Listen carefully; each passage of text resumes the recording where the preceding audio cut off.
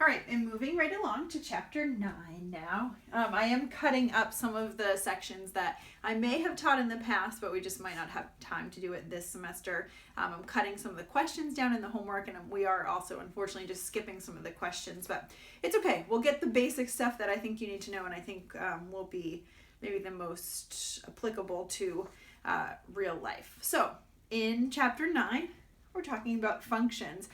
Functions can be used to create mathematical models.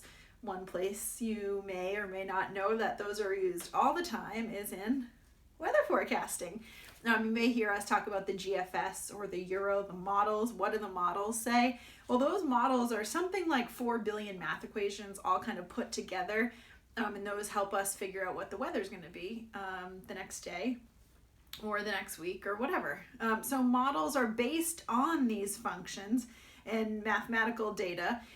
The more data we have, the better output we have. The closer we get to the day that we're talking about in weather forecasting, the more accurate it usually is, right? Because we have better, more recent data, and that is helpful because it can kind of fine-tune some of the results that we might see.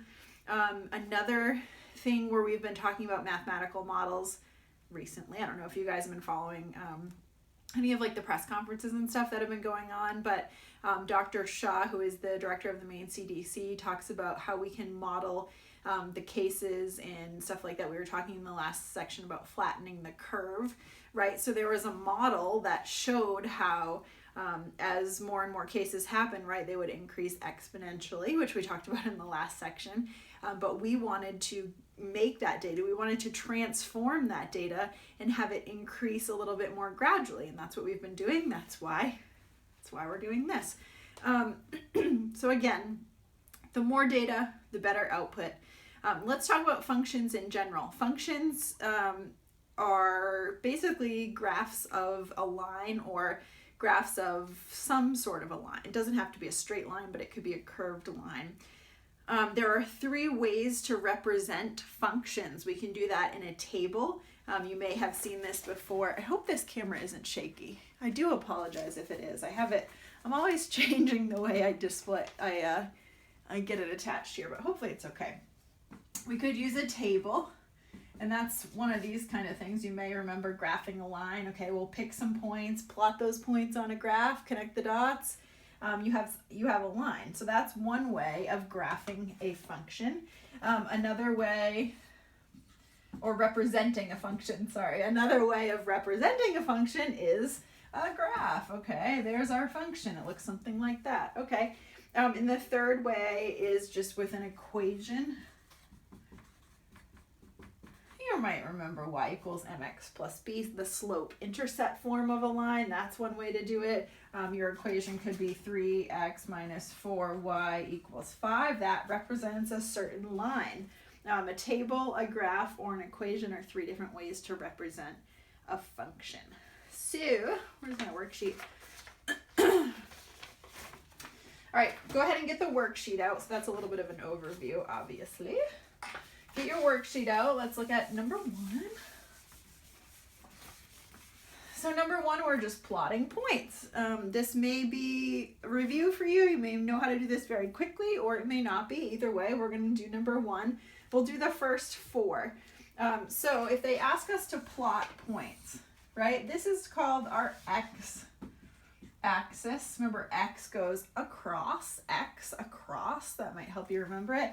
And this one, the vertical one, is called the y-axis. I say y, like that. It goes up and down. Someone else in one of my other classes said y to the sky. That helps them remember it. It goes up to the sky. That's fine. Good ways to remember it. I'll label some points. 1, 2, 3, 4, 5. 1, 2, 3, 4, 5. 1, 2, 3, 4, 5. 1, 2, 3, 4, 5. There we go. So they want us to plot and label the following points. The first point is 0, 1. So how do we plot that point? And remember, a point is exactly what it sounds like. It is just literally a point, one dot on this graph. So be careful that when you're plotting this, you don't first plot the 0, then plot the 1, and then try to connect the dots. That's the mistake I've seen people make. Don't do that. This always is your x value and this is always your y value. But these two values together, again, represent just one dot on the graph. So if I'm using the 0 as my x value, I always, hold on, backtrack. I always start at the origin. That's right here. That point is 0, 0. The origin is 0, 0. Then I move 0 places in my x-axis. Okay, on my x-axis. Okay, that's easy. I'll move 0. And then I move +1 on my y-axis. Positive is up. So these are the positive values. These are the negative values and the negative values, right? Positive up, well, that makes sense. Like temperature, if the temperature goes up, it's positive. Excuse me. And on a number line, right, if we go in this direction, it's positive, in this direction, it's negative. So this is how I plot that first point, 0, 1. You can pause the video and do the next 3 and then come back and check them if you want. Let's plot the second point if you want to follow along with me. The second point is -2, 0. So on my x-axis, I'm going to go -2 and then 0 on my y-axis. So I stay right here. So this is -2, 0. Okay. The next point is 1, 5. The next point is 1, 5. So I'm starting at the origin. I go over 1 to the right on my x-axis because it's a positive 1. And then I go up 5 on my y-axis. So I'm right about here. And this is 1, 5. Remember, I'm doing both of these like motions together. So I'm here, I'm going 1, and then up 5. And my fourth point is -3, 4. So I'm here, I'm going to go -3 and then +4. So I'm just lining up 4 and -3. So I'm about right here. This one is -3, 4. If you have any questions about how to graph or plot points, let me know. Number 2 is exactly the same as number 1. If you want to answer these clearly on a sheet and send me a screenshot, I'm happy to check them for you as well. So I'm going to skip number 2. I'm going to take a breath. And I'm going to go on to number 3. Read through the directions, please, for 3 and 4.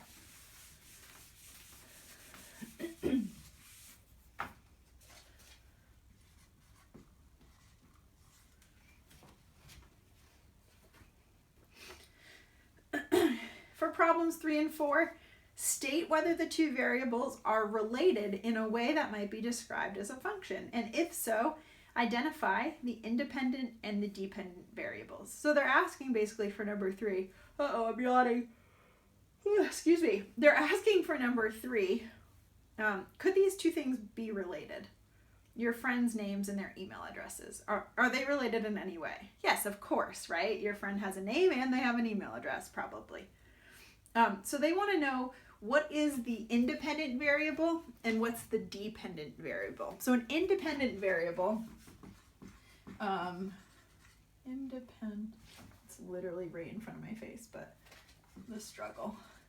An independent variable is always going to be considered like your x value if we're graphing it. It's always going to fall on that x-axis. Independent is just like the word independent. If you're independent, you don't depend on anything else or you don't rely on anything else. It's just, it is what it is. So for number 3, your friend's name would be the independent variable. And it's sometimes easier to actually pick out the dependent variable first.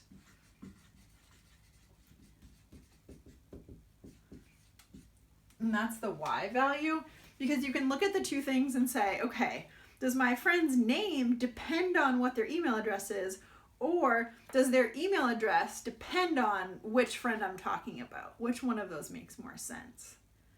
Right? It would make sense that the independent variable is your friend's name because their email address depends on which, it says email address, depends on which friend you're talking about.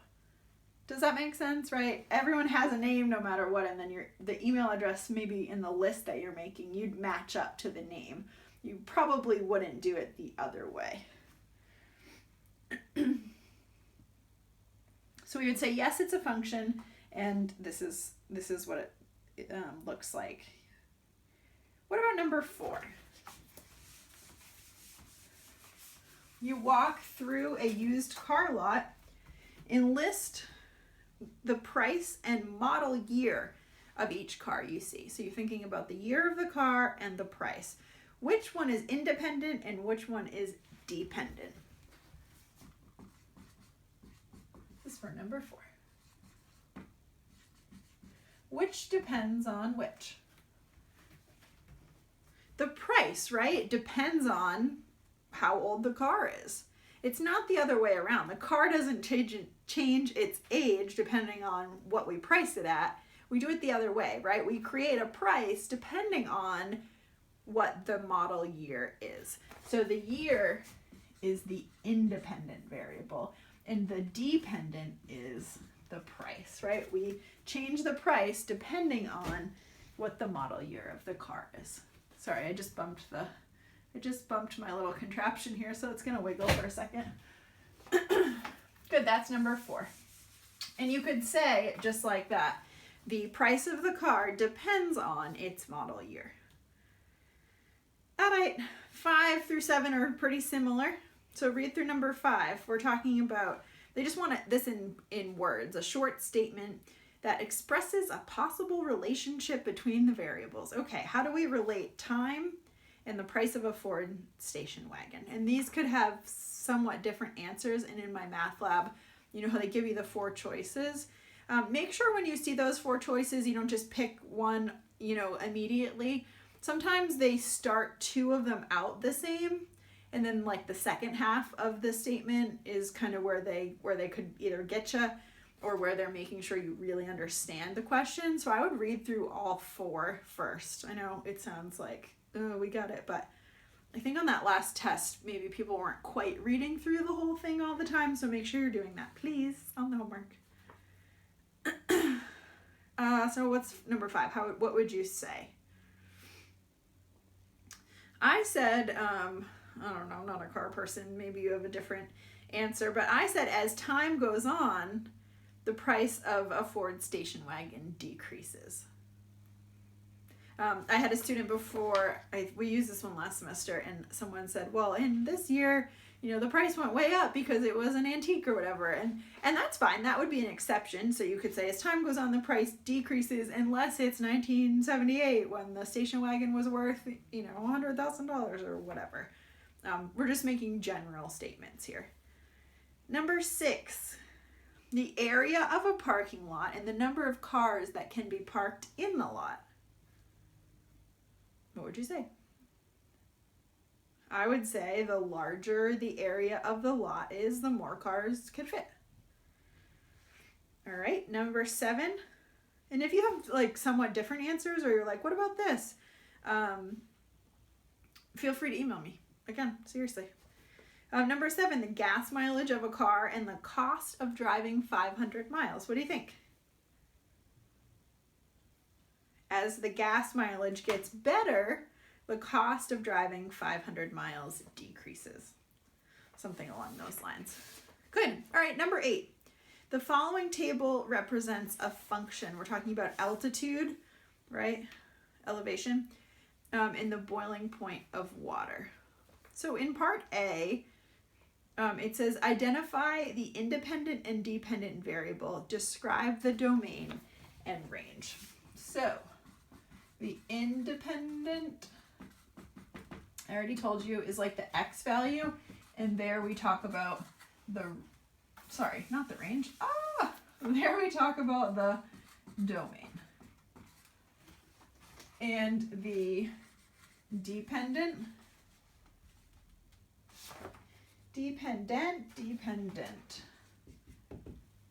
I am a terrible speller, as you all know. That's the y value, and there we talk about the range, domain and range. Ouch. No big deal. Okay, so with these 2, which one depends on the other one? What's independent and what's dependent? What do you think? Let's do that part first. The boiling point of water depends on the independent altitude, right? So independent is definitely the altitude, and the boiling point is dependent. Good. And in your table, they kind of set it up for you like, here are your X values, here are your Y values. It won't always be that way, but in this table, it just happened to work out. Okay, then they say there's a printer in my way. Guys, it's just a lot, you know. Then they say describe the domain and range. They mean by that, what possible values are we talking about with altitude? That would be the domain. What set of values are we talking about here? And you could use the exact ones in this table. Anywhere from 0 feet up to 9,000 feet. I would say that's a great domain. 0 feet to 9,000 feet. It's all of the values listed in the table for the altitude. So then what is the range of values listed for the boiling point of water? I would say 193.6 all the way up to 212. That would be the range, and that would be the domain. Good. Make a clear graph of the function. So you can graph this on your own. Just make sure you put the altitude on the x-axis and the boiling point of water on the y-axis. I don't care too much about explain how you decide on the shape of the curve used to fill in the gaps in between the data points. I think basically what they're looking for there is it's just a smooth curve. You kind of just average it off. Don't worry about that. You won't see that again. What about C? Describe the function in words. What would you say if you had to explain kind of what was happening in this table to someone? I just said, you know, as the altitude increases, the boiling point of water actually gets lower. We would call them like inverses kind of each other. Good. What about number 9? It's kind of, I should have just left that word. It's kind of similar to what we just did.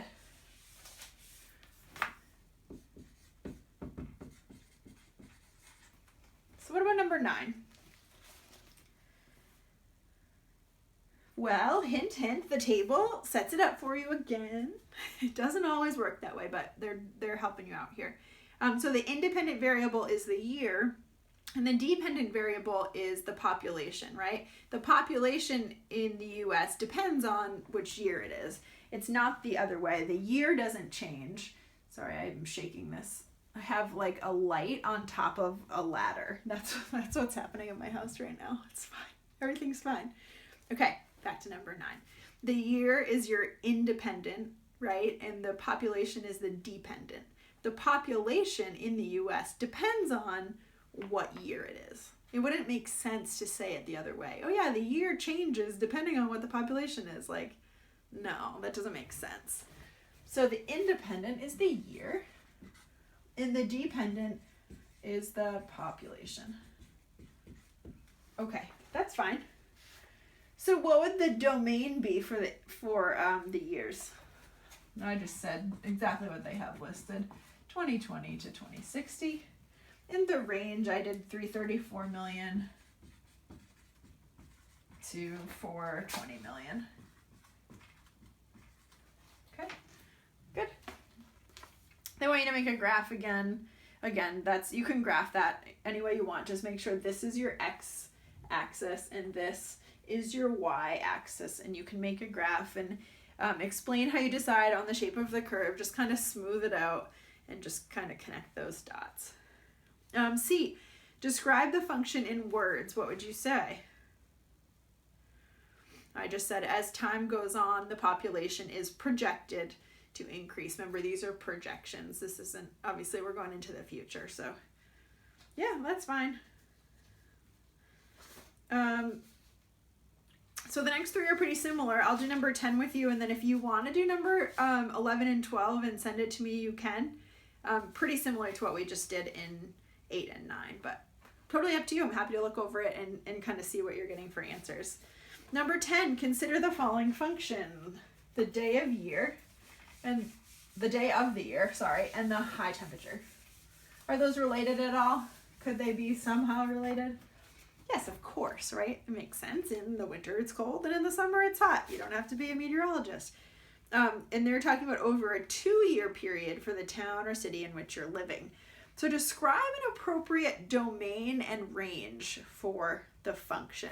So first of all,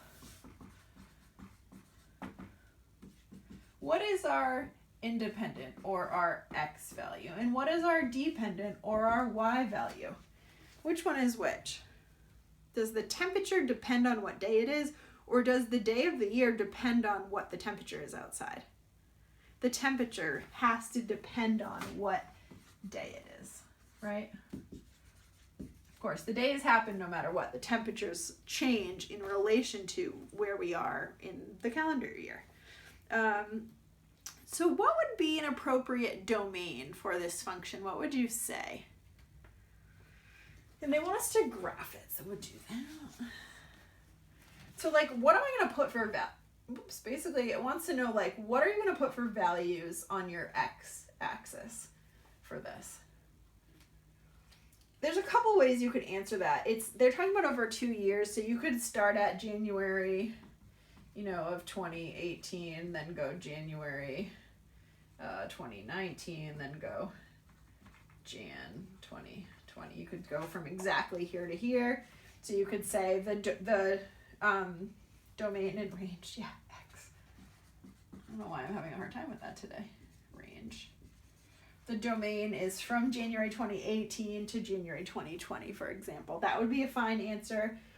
From January, I think that would be the way I would answer it. You could say a 2-year time period. That's fine. You don't want to label every single day. That'll take you forever.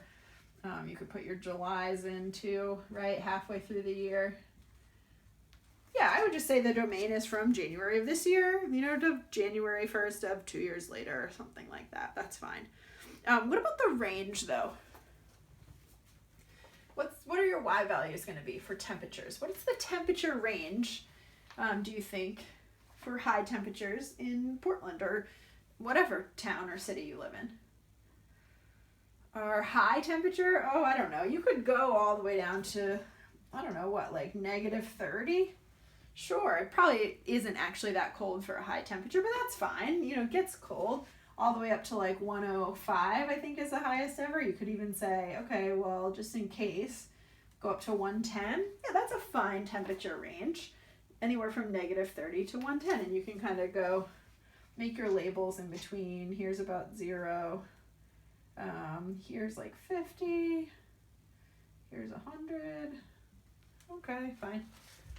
This is not done as well as it could be, but doing the best I can. Okay, so now when we graph this, let's see what it looks like. They want us to make a rough sketch of a graph of your function. Explain the assumptions, like what are you assuming? Okay, in January, what is the normal, what is the high temperature going to be like? 20s or 30s probably? Yeah. And then what about in July? What is the high temperature going to be like? Like 85, 90 sometimes? Sure. And what about in like March and April? 50, 60? Yeah. So that's kind of what your data is going to look like. In between, it might be like that. In January, again, it's cold, right? And then in July, it's hot. Yeah, sure.